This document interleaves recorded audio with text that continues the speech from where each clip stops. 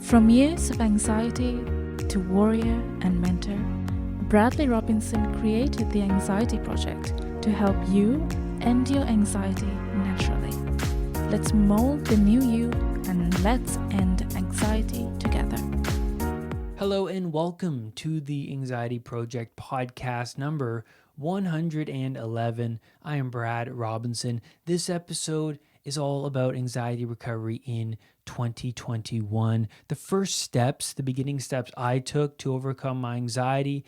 And I really want to dive into the ego, how the ego leaves somebody stuck in unconsciousness and how we can awaken from that unconsciousness. Because a lot of people, you can see that they're so identified with their mindset and their beliefs. They're so identified with their ego that any sort of change is met with resistance. They refuse to even change. They're manifesting all the negatives in their life. They're complaining about the negatives, but they're not doing anything to change their patterns. And obviously, they're going to continue manifesting those negatives if you remain stagnant with the same mindset and the same patterns, right? But before I get into that, I want to go over your comments on last week's episode 110. Dave _R says, love the anxiety signs episode. You're right. Once you recognize your unconscious habits, it's a huge revelation. Thank you, Dave, and I appreciate your comment. Sam says, loved episode 110. I related to your second way to tell you have anxiety, using your partner as a shield. I would do this at almost every get together. Thank you, Sam, and I'm so glad that the podcast has given you an awakening to at least one of your bad habits, right? Levi 99 says, spot on about the one word answers. I can't even bother with conversations when I'm so fixated on my symptoms. More episodes like this.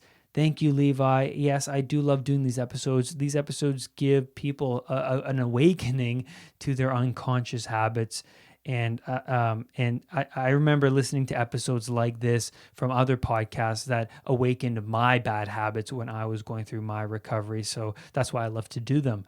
So let's get into this week's episode. And really, anxiety recovery is all about shifting your perspective over your situation.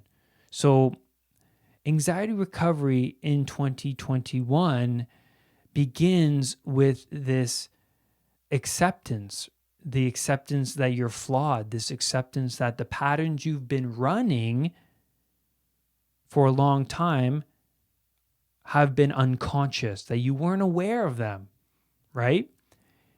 And you are completely identified with them. And you're consumed in ego because ego is made up of emotions. When we identify with these emotions, we are consumed in ego. We are stuck in unconsciousness. And thoughts lead to emotions. And when we identify with the emotions, we are in ego. We are in unconsciousness. So ego is identification. Ego is content, right? And when I hear people talk about, being content, what I take from that is identified fully with their ego. It's being, right? You want to just be. You don't want to be content because that's consumed in ego. You want to be, right? You want to be in your own skin. You want to be, just feel aware, conscious, right? So thoughts lead to emotions. And when we identify with those emotions, we are in the grip of the ego. And we get lost in those emotions and construct who we think we are from them. I am anxious. I am shy. I am weak. Identifying yourself in this manner keeps you stuck in ego. But when you are aware that you are stuck in thought and reacting to thoughts, you awaken. There's this space that opens up around you. Your body reacts to a thought as if it's real. Anxiety sufferers become so sensitive to their thoughts, every thought that comes into their mind. And these thoughts become so reflexive to an anxiety sufferer, they don't even know what they're thinking anymore. They're just identified with the emotions.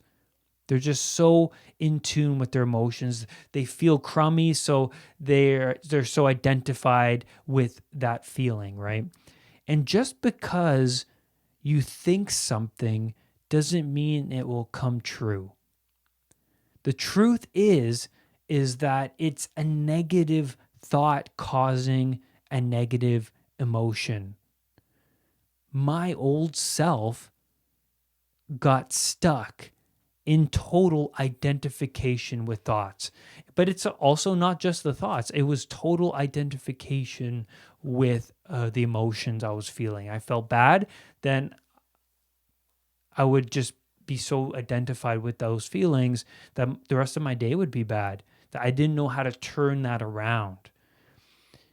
And then through desperation, I reached out online for help. So I reached rock bottom, and then I reached out online because I at this point, I had to I had to confront the realization that I need help. Right? I was so identified with who I was in the past that I couldn't see the forest for the trees. I couldn't see the problems that were just punching me right in the face. All right? I was stuck in that ego unconsciousness.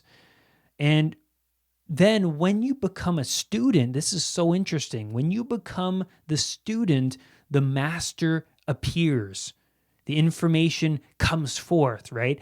I found a coach online that went through the same thing as me and who has gotten better. So once I came to the realization that I'm flawed, that I need help, the master appears, which was so cool. And you can see that in The Lion King when Simba looks at the stars for help. Rafiki appears, and then Rafiki begins to guide him along. And so confront the truth, and the universe will help guide you. The answers will appear because now your perspective has shifted. Your values have shifted, right? You're going to pay attention because there's so much information coming through our five senses every day. There's so much information. And so when we focus and when we shift our attention to answers pertaining to anxiety, because I was suffering, I didn't know what I was going through, and I was just, or not even anxiety, I didn't even know I had anxiety, but it was just pain.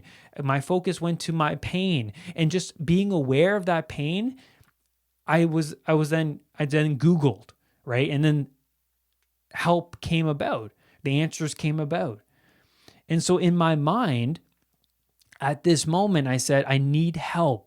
I'm screwed. I'm in pain. And then through those few searches, I found the answers. So in order to go down the recovery path, you have to be okay with starting from square one, being that student. And through this acceptance that I needed help, I became separate from the ego.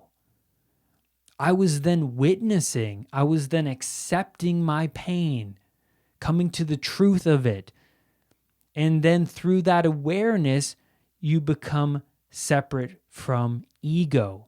So people protect their identification with pain all the time. You know, I remember my old friend. I remember sharing the coach that was helping me with him, the podcast. And I remember him laughing and joking about the content I was sharing with him, the self-help content. And it made me think, wow, he's just so cemented in his ways of being. He's so cemented in his pain. I put this content forth to him, and he just laughed at it. And that made me feel, wow, it didn't hurt me, but it projected to me that this person doesn't want to change their beliefs. They're cemented. He's cemented. And the truth will set you free. That line is so true, because through the awareness, which you can also view it as the truth, I began to educate myself with anxiety through that truth, right? The truth will set you free. It's not just lying, but it's also the truth that you're flawed, the truth that you could do better. And it's painful. That's why a lot of people, like my old friend, he didn't want to come to that truth. It's just too painful. He's too identified in his ego, right? And the ego wants you to stay familiar to all the habits you are doing before. It wants to keep manifesting the pain, right? Because it feeds off of that identification. It doesn't want you to awaken. The ones who overcome anxiety consistently step over their ego. They recognize the resistance, and then they step over it.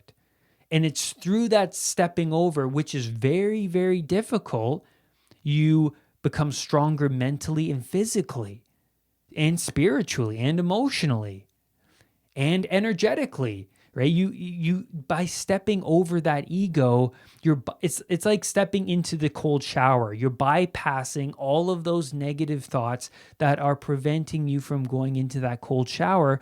But that's the thing, is by bypassing those thoughts, you're like, well, I'm not going to let my thoughts control me. I'm not going to be a slave to the ego. And that's essentially what I'm saying here. And so the new habits every day that you adopt become difficult to keep, right? So that's why persistence is the key, because you're going to have a day where you're not going to meditate the way you want to meditate. You're going to feel restless. You can't control the thoughts. You can't sit comfortably that day. And then you feel like, oh, I failed. I had a setback, and this isn't working for me. And then people give it up. But it takes 21 days to ingrain that habit, right? So keep doing that, keep persisting, and then it becomes easier to bypass the negative thoughts down the road the more you do them regularly. And so that's the thing. The unconscious mind wants to take you down the easy road, right? The path of least resistance. So the beginning of anxiety recovery is about recognizing how flawed you are, accepting that you have a lot of work to do, but also that by going down this path, you are now putting the value of yourself and the maintenance of yourself and the value of recovery at the top of your values list, right? So when you stumble forward on this path and then you keep failing over and over and over again, you're just essentially saying to your unconscious mind that this is what I value.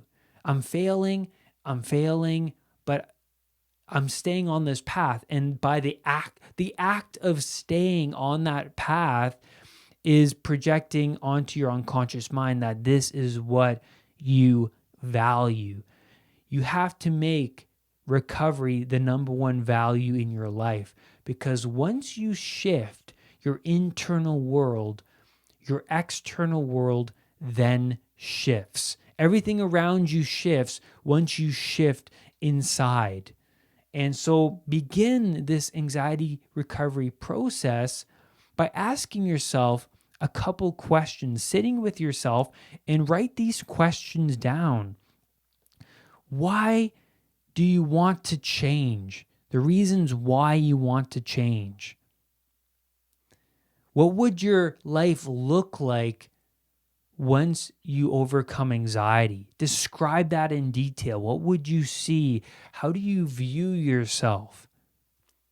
Then write down what your life would be if you don't change. A year from now, if you don't change, if you just stay stuck in this unconsciousness state, what would your life be like a year from now? Would your relationships still be crummy? Would you still feel unhealthy and obsessive over your symptoms? What would your life be like if you remained who you are? Describe that in detail, because you want your anxiety to be behind you, pushing you forward, right? Like if I stay here, oh my God, that would suck. I don't want to stay here. And give yourself enough pain to drive you forward, light that fuel under you, because once you catch yourself remaining stagnant, you'll know, oh, I don't want to be here. I don't want to be in this state. I don't want to do this habit. And then you can then break that pattern right then and there, right? Because you want to attach a lot of anxiety behind you so that once you catch yourself with a setback, you have enough reason to continue going forward, right? You want to keep reminding yourself, oh, these are the reasons why I want to change. And then ask yourself, is it possible that if you dedicate yourself to recovery, you can be in a totally different place in your life a year from now? A really powerful question. And then that means you have to adopt people, role models into your life, people who overcame the same challenges you're facing, right? How did they do it? It's the student phase. You have to be okay starting from square one. And that's where I'm going to leave you on this podcast episode. 2021 is around the corner, but recovery starts now. Set an aim. How painful would it be if you're in the same place a year from now? It would be extremely painful.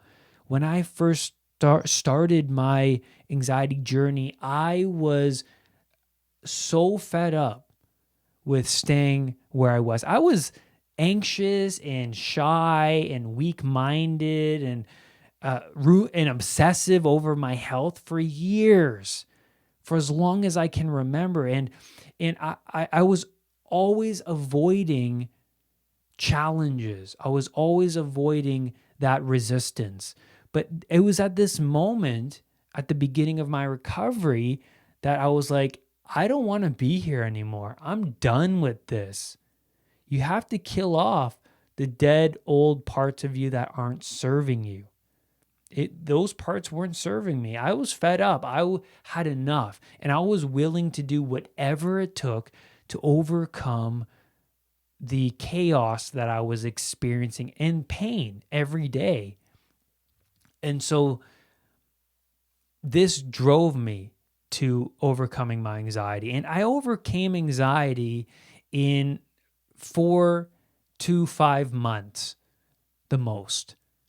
And I got to a better place in 1 month, because once you dedicate yourself and once you go all in, you can see change happen quickly. It comes, but you have to keep on recognizing the change every day, week after week. How was I yesterday? How did I improve today and compare to how you were yesterday?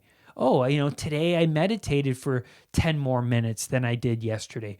There is improvement. It's important to recognize that improvement throughout 2021. Continuously recognize, oh, how was I compared to a week ago? Well, I learned a lot more about anxiety this past week. I meditated more. I exercised more. I was eating more. I was eating better this week, and things like that. Right? It's important to recognize the changes all the time, so that once you do slip, because you'll fail, you'll have a setback one day. You'll go back to your old ways.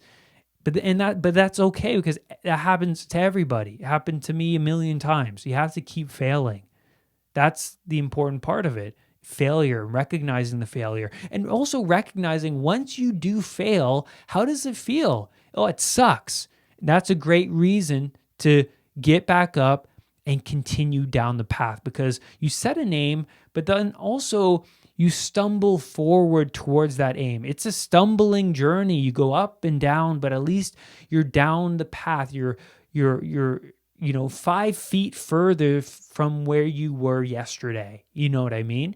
And so that's the recovery process. And 2021, is it your year? And that's where I'm going to leave you on today's podcast episode. Remember that do not let anxiety define who you are. I will see you on the next podcast episode. Bye for now. Brad's powerful anxiety recovery program is available at unpluganxiety.com. The Anxiety Project program is downloadable and puts the power of anxiety recovery in your own hands. What are you waiting for? Visit unpluganxiety.com for more details. Recovery starts now.